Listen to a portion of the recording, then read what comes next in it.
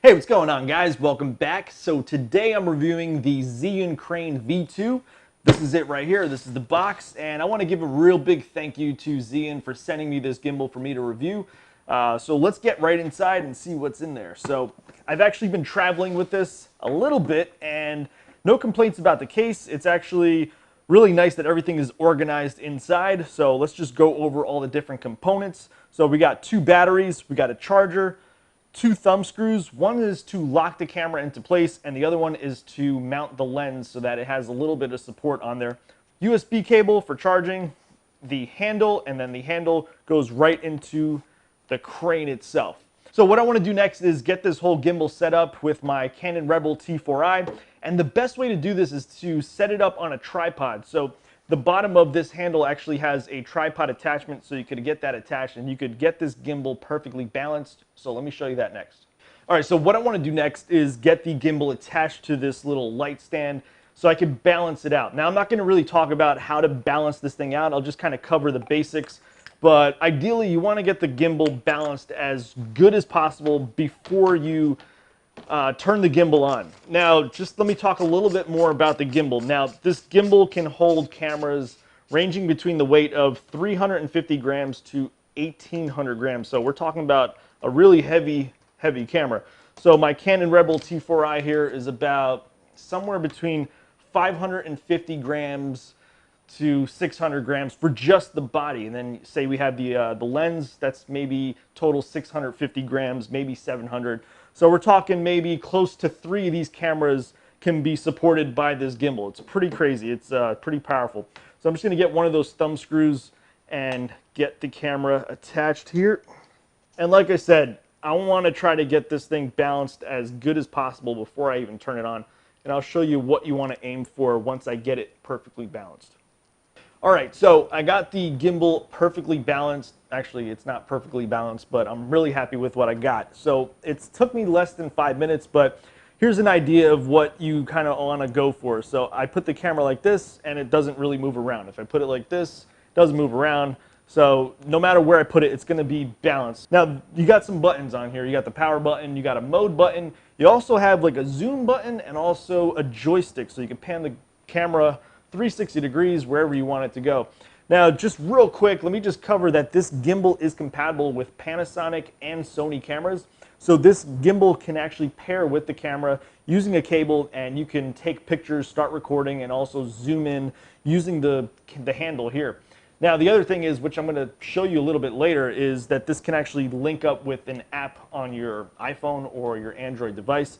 But let's get it powered on. So here's the power button. I'm going to hold it down for just a few seconds, and you'll see that it gets powered on. And right now it defaults to pan mode. Now, I was talking about the mode button earlier, so if I hit the mode button once, actually, you know what? Let me take the gimbal off. This will make more sense. Okay, so when you first turn on the gimbal, it's going to start up in pan mode. So what that means is it's going to keep the horizon straight. No matter where you point it, it's always going to keep a level horizon. Now, if I hit that mode button once, what happens is it puts it into lock mode. So no matter how I move the gimbal, it'll just always point straight. It's not going to turn. I could use the joystick if I wanted to, go up, go down, also right and left. And now another mode that we have is follow mode. So if you hit that mode button twice, 1, 2, now wherever I point that camera, it's actually going to go in a smooth motion to wherever I point it. And now the last mode that we have is, I guess, selfie mode. So if I hit that mode button 3 times, 1, 2, 3, it'll turn all the way back to me, and I could do a quick little vlogging session or something. And if I want to go right back to straight position, hit it 3 times again, and it'll go right back to that. Okay, so I'm so sorry about the audio quality inside my apartment. Like, it was so bad, and I figured out the issue, so when I go back home and do the indoor shots, it's gonna sound so much better. All right, so right now I have it in selfie mode, so if I wanna flip it back that way, hit the button 3 times, the mode button, and it'll go right back. And if I wanted to, I can actually go in and manually focus if it's not in focus. So it doesn't actually throw the gimbal off. I can actually just like mess with the gimbal a little bit, and it'll go right back to what it's supposed to be. So if you do bump into it, it'll go right back to perfectly balanced gimbal. Now we're just going to be doing some test shots. I got Diana here helping me shoot. She's getting some behind the scenes. I can switch over to follow mode, do that, pan right back up. Pretty sweet. So we're just going to walk around a little bit. I'm going to get some pan mode shots, some follow mode shots, some lock mode shots, and see what those all look like. Sounds good.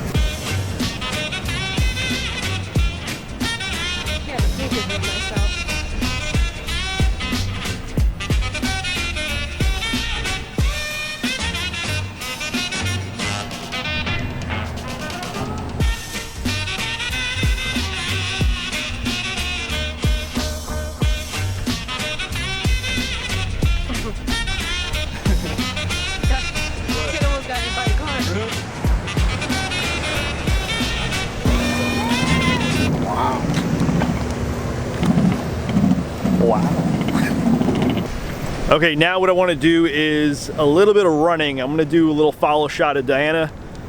You ready to go? Sure.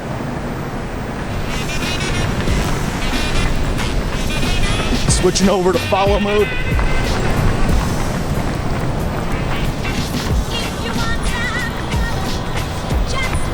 Okay, the tree, I mean, the post.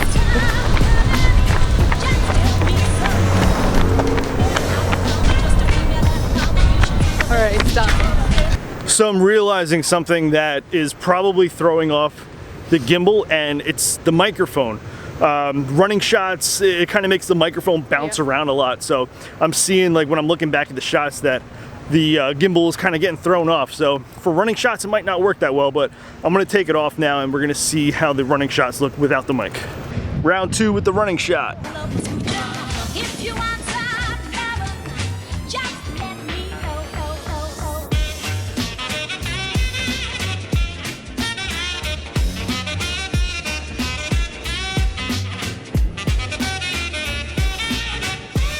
So another thing you could do is you could invert the gimbal so you get really low shots, extreme low shots.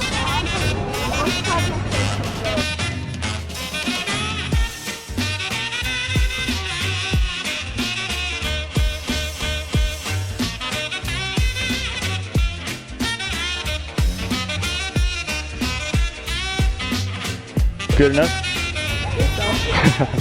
See, I told you the audio quality was going to be so much better this time around. Now, so going back to those gimbal shots, the shots look really smooth, very clean, but we did learn one thing, and that's if you have a mic on top, it's probably going to bounce around and throw the gimbal off. So if you are going to get some running shots, you might not want to use a mic attached.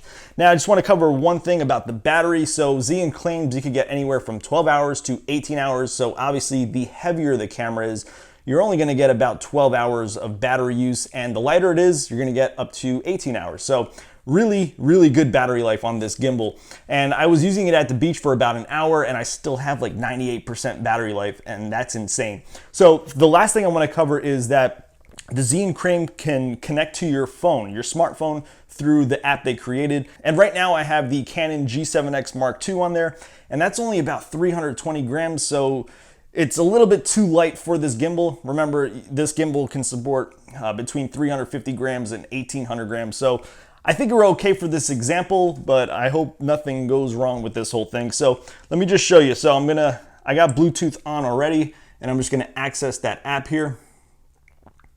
There it is. And the first thing you wanna do is top left, you got a connection option, and then the gimbal should pop up. There it is. I'm gonna click that.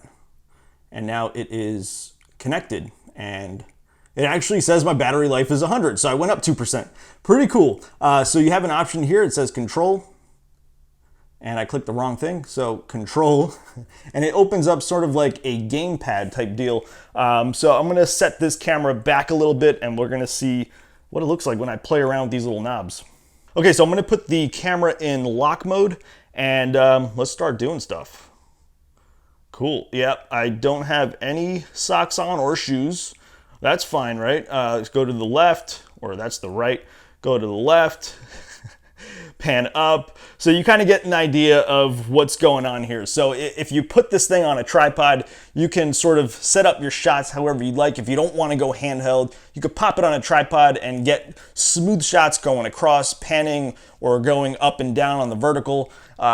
Pretty cool stuff. I really think that's a really awesome feature that they included with this if you don't want to go handheld.